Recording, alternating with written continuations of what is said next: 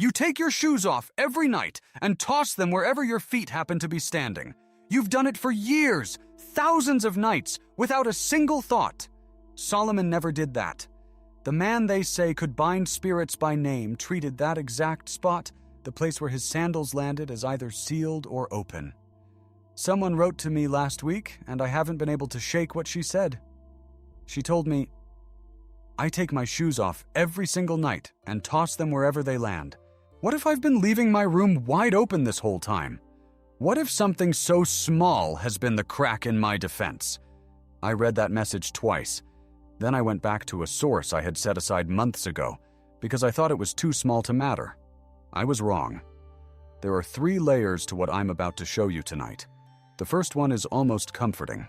It simply tells you that a habit you already have carries more weight than you assumed. The second one is the one that made me sit back from my desk and stop reading for a moment.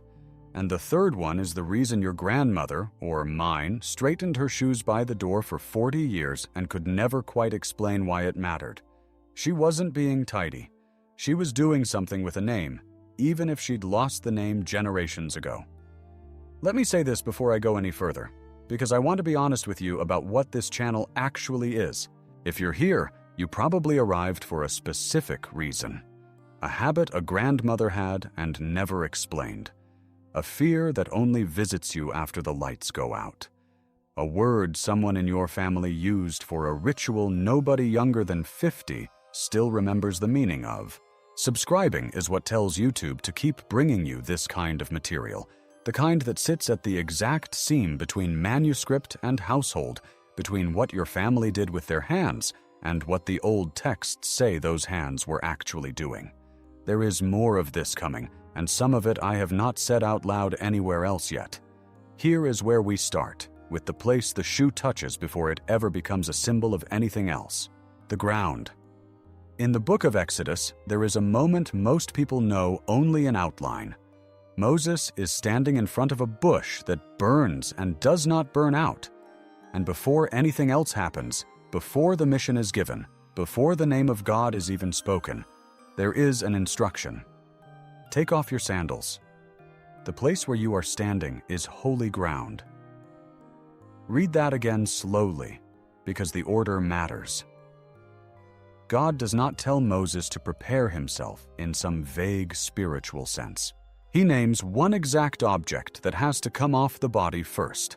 Not the robe, not the head covering, the sandal. Centuries later, when the commander of the Lord's army confronts Joshua before the walls of Jericho, the instruction repeats almost word for word. Take the sandal off your foot, for the place where you are standing is holy. 2 separate encounters, 2 separate centuries, 2 separate men, and the same object named first, every time. That is not coincidence in a text this careful. That is a pattern the writers wanted you to notice. Why the sandals specifically, and not something else? Because in the ancient Near East, footwear was never neutral. It was the one part of the body in constant, literal contact with the outside world. The dust of the road, the dirt of the marketplace, whatever had been trodden on since the last threshold you crossed. Your sandals carried the physical residue of every profane place your feet had walked that day. And the sandal, specifically, was the one thing removed at the exact boundary between the outside world and consecrated ground. Now, think about a moment you have lived through thousands of times and never once considered. Every night, when you take off your shoes, you are, without knowing it and without meaning to, performing the exact physical act Scripture assigns to the crossing between the profane and the sacred. You are removing the part of you that carried the outside world all day, at precisely the threshold of the one space that is supposed to belong to you completely. Your bedroom, your sanctuary, the one room in your life where you're meant to be safe enough to actually close your eyes. That is the first layer. Not that your shoes are magic objects. That the moment of removing them is, according to the oldest text we have on the subject, already a threshold moment, whether you have ever thought about it or not. I hear a version of the same complaint from people writing to me every week, and I suspect part of you already knows it from the inside. You do everything right during the day. You're careful, you're aware, you hold yourself together through whatever the day asks of you. And then, the moment you actually lie down, all of that seems to wear off, like the day's covering simply stops at the edge of the mattress. You feel unprotected at exactly the moment you are least able to do anything about it. Nobody ever explains why that specific transition, lying down in the dark, feels like stepping out of a covering you had all day long. Here is part of the answer. It is not that the covering fails at night.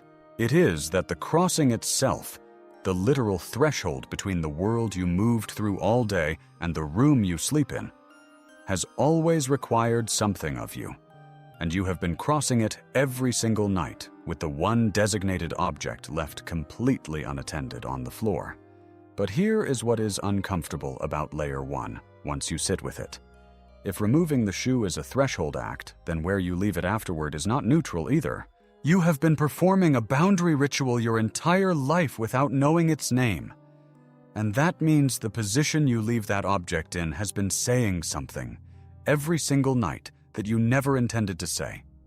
I want to be careful here, because I know exactly what this can start to sound like, and I refuse to let it sound like that. This is not superstition dressed up in academic language. I am not telling you that arranging your shoes correctly prevents something bad from happening to you. What Exodus gives us is smaller than that, and honestly, stranger than that. It tells us the ancient world already understood the shoe as a boundary object, centuries before anyone attached a protection ritual to it. The meaning was already sitting inside the object itself. Nobody invented it later for effect. We simply stopped noticing it was there. If you grew up in a home with a rule about shoes, don't leave them facing the bed, don't leave them upside down, don't leave them pointed at the doorway, and nobody in your family could ever tell you where the rule came from, hold on to that for a moment. Almost every family I have ever spoken with about this has some version of it, from completely different countries, completely different faiths, completely different continents. Nobody could name the root. Everyone kept the rule anyway. That alone should tell you something before we've even reached the part that explains why. But that is not where this stops. Because in ancient Israel, the sandal was not only a boundary marker, it was a legal instrument. And this is the part that changed how I understood everything I had just spent weeks reading. Turn to the Book of Ruth, chapter 4. There is a legal transaction taking place, a matter of land redemption and inheritance involving a kinsman redeemer and a piece of property tied to Naomi's family. Boaz gathers 10 elders at the town gate as witnesses, calls the nearer kinsman forward, and lays out the terms of the redemption in front of the entire assembled town. This is not a private, quiet arrangement. It is deliberately, publicly witnessed. And it is precisely because it needed to be beyond dispute that the sandal enters the scene at all.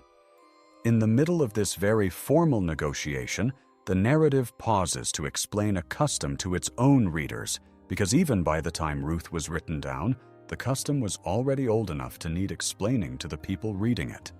Here is what the text says, close to word for word. In earlier times in Israel, for the redemption and transfer of property to become final, one party removed his sandal and gave it to the other. That, the text says, was the manner of attestation in Israel. Read that phrase again. The manner of attestation. Not a gesture added for atmosphere. Not a folk custom mentioned in passing. The sandal was the legal seal. The signature made physical. The handshake you could hold in your hand. When a man removed his sandal and handed it to another man in front of witnesses, the transaction was finished. Binding, complete. There was no verbal contract in that culture more final than the transfer of a piece of footwear. Deuteronomy 25 gives us the reverse image, and it is harsher. If a man refuses to fulfill his covenant obligation to his brother's widow, there is a public ceremony where the widow removes his sandal from his foot in front of the elders of the town, and from that moment his household carries a name that marks the refusal, remembered publicly as the house of the one whose sandal was removed. on or off, given or taken, the sandal was the physical record of whether a covenant had been honored or broken. There was no ambiguity left once the sandal changed hands. Everyone in that town knew exactly what had happened by looking at whose foot was bare. Later, rabbinic tradition kept circling back to this same idea long after the practice itself had faded. The Talmudic tractate Gittin, in its treatment of Solomon's own legendary dealings with binding and unbinding spiritual forces, preserves the broader assumption running underneath all of this. The sages who compiled it never separated the legal instruments Israel used to seal agreements between people from the language later applied to sealing a household against what could not be seen. Binding, sealing, closing a matter. It is the same vocabulary, applied first to a debt and a widow, and later to a doorway and a demon. That is not two unrelated ideas that happen to share a word. That is a single concept, applied first to the world of contracts, then extended generation by generation to the world you cannot see with your eyes. Do you see what this does to everything I told you a moment ago? I said the shoe was a threshold object, something you cross with. That was true, but it was incomplete. The shoe was not simply marking the boundary. It was sealing what happened at the boundary. It was the instrument of the agreement itself. In that culture, the foot represented dominion, power, the authority to walk somewhere and claim it as yours. So the object covering the foot became the object that transferred or confirmed that authority. Handing over your sandal meant handing over your claim. Removing it on holy ground meant surrendering your claim to the space you were entering and receiving whatever that space offered you instead. So here is where this actually lands, and it is heavier than the first layer. If the sandal is the ancient instrument for sealing a matter, for marking, in a way anyone in that culture would recognize instantly that something has been settled and closed and agreed, then the object sitting on your floor right now is not decorative. It is, by original function, a sealing device your body has been using every single day of your life, without one moment of intention behind it. And here is where it gets uncomfortable. If you have been leaving that sealing device wherever it happens to land, kicked under the bed, pointed at the door, facing the mattress, tangled together with the other one in a pile, you have been sealing something every night. You simply never asked what. Hold on. That is not even the deepest part, because here is the question that took me weeks to sit with properly. If the shoe is the instrument that seals a matter, and if Solomon, according to the traditions that followed him for 2,000 years, was the one figure the ancient world trusted to know exactly where the unseen world touches the physical one, then what was he actually doing with his own sandals at night? Not symbolically, practically. I want to be precise here, because precision is the only thing separating what I am about to tell you from the kind of manufactured folklore this channel refuses to traffic in. No verse anywhere says Solomon arranged his sandals by his bed each night in a specific position. I will not tell you that line exists, because it does not. And inventing scripture is the one thing I will never do on this channel, no matter how satisfying the tidy story would be. What we do have is this. The tradition that grew up around Solomon, most concentrated in a text called the Testament of Solomon, composed in the centuries after his life, but drawing on oral material far older, describes him as the master of one exact kind of knowledge, not general holiness, not vague spiritual power. Solomon's entire authority in that tradition rests on knowing precisely where the invisible world enters the physical one, and what needed to be sealed at those entry points to keep it from doing so. Doorways, foundations, the corners of rooms, thresholds. That is the whole architecture of the demonology attributed to him. Not a man fighting evil everywhere at once. A man who understood entry points and closed them one by one with authority, with precision, and without panic. Now hold that thought, and let me take you somewhere I did not expect this investigation to lead. Not a manuscript. A museum drawer. There is a researcher named Brian Hoggard who spent years cataloging something most people have never heard of, something that on its surface has almost nothing to do with the Bible and everything to do with it underneath: concealed shoes.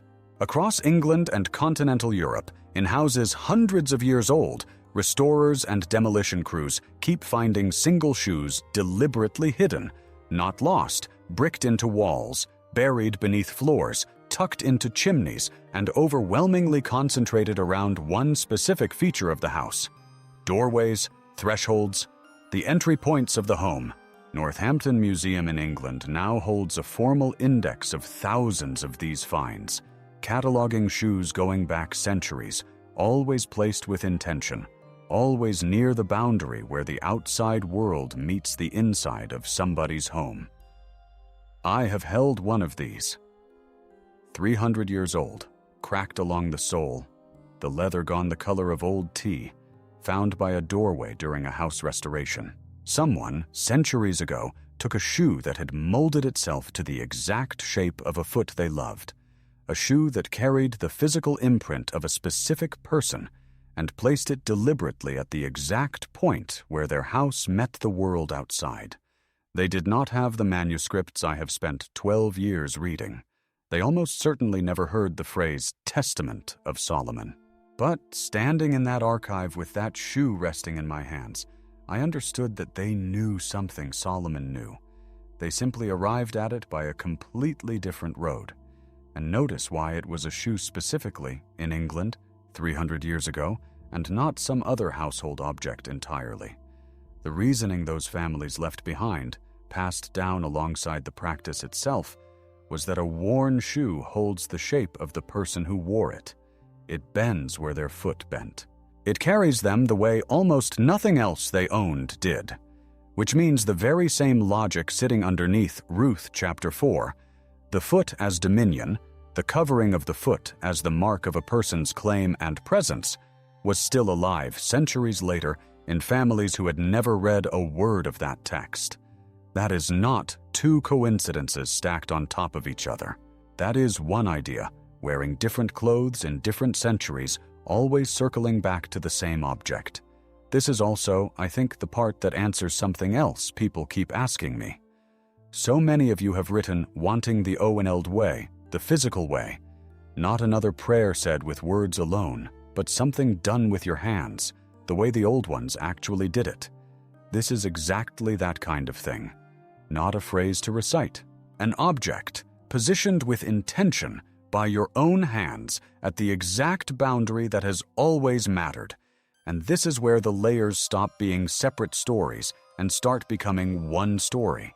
Because the same instinct keeps surfacing in places that had no contact with each other whatsoever. In parts of Asia, there is a documented folk practice of positioning shoes at night with one facing in and one facing out, or turned deliberately away from the sleeping area. And the reasoning given across generations is that a confused arrangement makes it harder for a spirit to tell whether the person is arriving or leaving, coming or going. And that confusion at the threshold becomes its own form of protection. In European folk tradition broadly, the doorway is treated as the single most vulnerable point of a home, the exact place objects are positioned specifically to turn back harm. The very word for this, apotropaic, comes from the Greek for turning something away. Hebrew covenant law seals the matter with the sandal. Solomonic tradition guards the threshold against the invisible. English and European households conceal shoes at the door for the stated purpose of protection. Asian households position shoes deliberately at night for the stated purpose of protection. None of these traditions were in contact with each other. None of them share a documented point of origin across history, and every one of them arrived, independently, at the same underlying conclusion. The shoe belongs to the threshold, and the threshold is where protection is either won or lost. When traditions that never touched each other keep arriving at the identical intuition, that is not a coincidence you are permitted to wave away. That is convergence. And convergence is the strongest kind of evidence there is for something being real, because no single culture invented it and exported it to the others. Each of them found it on their own, standing at the same underlying truth from a different direction. Now go back for a second to the very first thing I said to you tonight, that Solomon treated the spot where his sandals landed as either sealed or open. At the time, that probably sounded like a piece of flourish, a dramatic line to open a video with. It was not. That is exactly, literally, legally, what the ceremony of the shoe describes. Sealed or open. Attested or refused. Decided in front of witnesses by an object, not by a feeling. And go back to the message I read you a few minutes ago. I take my shoes off every single night and toss them wherever they land. What if I've been leaving my room wide open this whole time? She was not being anxious when she wrote that to me. She was sensing, without any training and without a single manuscript behind her, the exact thing the ceremony of the shoe encodes in law, the exact thing Solomon's tradition encodes in demonology, the exact thing a nameless family in 17th century England encoded by hiding a worn shoe inside their wall. The tossed shoe, left careless and unintentional at the threshold of the one room you are most exposed in, is an open seal, not because tossing a shoe on the floor summons anything toward you, because the one object that culture after culture independently assigned to seal that boundary has been left doing nothing, night after night, for the simple reason that nobody ever told you it had a job to do. She was right to feel exposed. She was only wrong about where to look for the reason. And I need to stop here and say something directly, because I know exactly what some of you are thinking right now, and you deserve an honest answer rather than a dismissal. You might be thinking this sounds like obsessive behavior wearing the costume of research. Arranging your shoes the correct way every single night, checking it, worrying whether it was done right. That does sound like anxiety dressed up in older language. And if that is genuinely what I were describing to you, you would be right to distrust it, and so would I. But that is not what the ceremony of the shoe describes, and it is not what Solomon's tradition describes either. Notice precisely what happens in that scene in Ruth chapter 4. The sandal is removed once, handed over once, in front of witnesses with full intention, and then the matter is finished. Nobody in that scene repeats the gesture 5 times to make sure it really counted. Nobody lies awake wondering if the sandal had been positioned with enough precision to take effect. The power was never in repetition. The power was in the fact that it happened one time, deliberately, with full authority, and was then left completely alone. That is the entire architecture of a covenant. You seal it. You do not keep resealing it out of fear that the first time didn't take. That is the difference between what I am describing tonight and compulsion, and it is not a small difference. It is the whole difference. Compulsion is a gesture repeated endlessly because the fear underneath it is never satisfied, no matter how many times the gesture is performed. A covenant is a gesture made once, with meaning, that then holds on its own. Solomon, in every tradition that describes him, did not spend his nights anxiously rearranging objects throughout his palace, checking corners, repeating gestures until his hands ached. The traditions describe a man who sealed a matter and then slept. That is the model I am handing you tonight. Intentional, singular, finished. Not anxious, not endless. Before I tell you exactly what to do with this tonight in your own room, let me say one more thing, because what you have just sat through with me is not something I stumbled onto in a single afternoon. It took years of manuscripts, an archive drawer in England, and a message from a stranger who described her own fear more precisely than most academic papers I have read managed to. This channel exists because most institutions, religious and academic both, decided long ago that this kind of convergence, the kind that connects biblical law to archaeology to a grandmother's habit by the front door, was too messy to teach cleanly in one lesson. It was easier to file it under superstition and move on to the next chapter. I do not think it is superstition. I think it is a thread that got cut somewhere along the way, and I am spending my life sewing it back together. One video, one manuscript, one museum drawer at a time.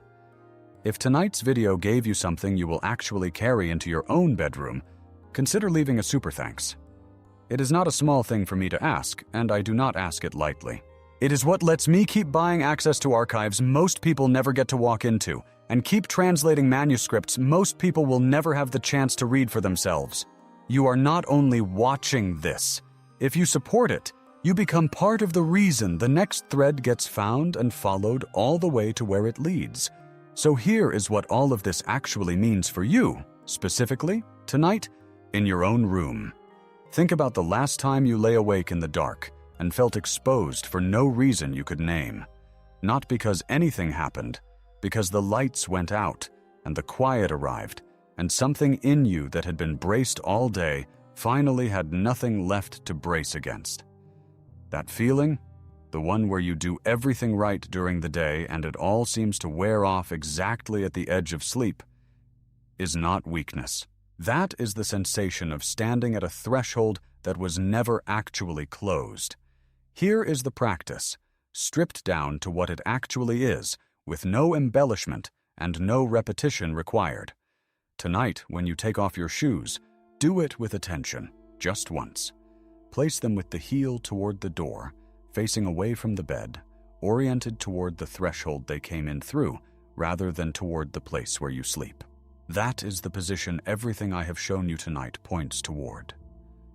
The sandal, the ancient instrument of sealing, set facing the boundary it is meant to guard. Not pointed inward at the person it is meant to protect. Do it deliberately. If you want words for it, something as simple as "this room is closed until morning" is enough.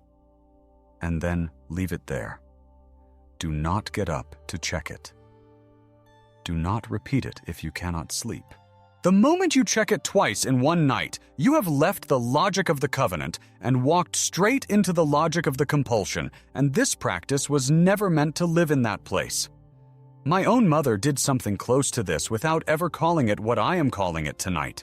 In Nasuka, she straightened the shoes by our doorway every single evening before we slept, and she drew a small mark on the doorframe that I dismissed for years as a private habit of an old-fashioned woman who worried too much.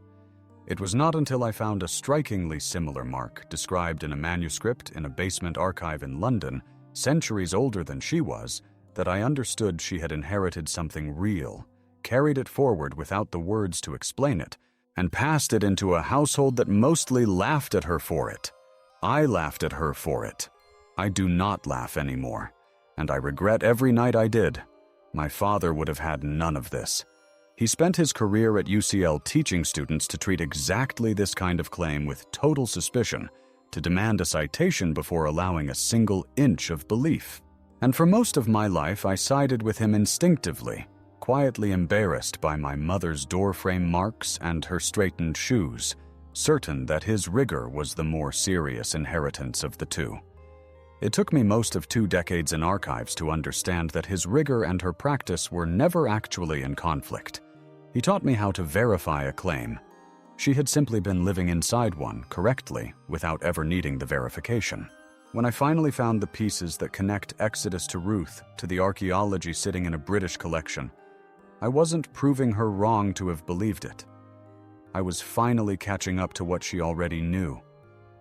If your family has a rule like this, shoes never left facing the bed, never left upside down, always tucked a certain way by the door, and nobody could ever tell you why. I want you to stop treating that as quaint. It is very likely the last surviving fragment of exactly what we have spent the last several minutes uncovering together. The rule outlived the reason. That happens to almost everything ancient that survives only through repetition instead of through text. The gesture is kept faithfully. The explanation is the first thing lost. If you're someone who wakes suddenly in the middle of the night, heart already moving before your mind catches up, certain for a few seconds that something was standing near the bed or that a weight was pressing down on the room itself, I am not going to tell you that a shoe by the door explains every part of that experience away. I won't pretend it's that simple, but I will tell you this. Every single person who has described that exact sensation to me over the years has also described the same thing happening afterward, lying there in the dark, running through everything they can think of to explain it, and never once thinking to ask whether the boundary of the room itself had been left open. Not because the answer is definitely there, because it has never even been on the list of questions. The problem was never where you thought to look for it. It was not in the dark corners of the room, or under the bed, or in whatever your imagination conjures might be waiting outside the window at 3 a.m. It was at your own feet the entire time, in an object you touch every single night of your life and have never once treated as what it actually is. You were right to feel that nighttime vulnerability was real. You were only aiming your attention at the wrong object. It was never about the dark itself. It was about the door. And the door has had a guardian sitting on the floor beside your bed for years, doing absolutely nothing, only because nobody ever told you its name. I want to know something honestly tonight, and I mean this as a real question, not a formality tacked onto the end of a video. Do you already have a shoe rule in your family? Heels facing a certain way? Never left upside down? Always tucked into a specific spot that nobody could ever fully explain to you?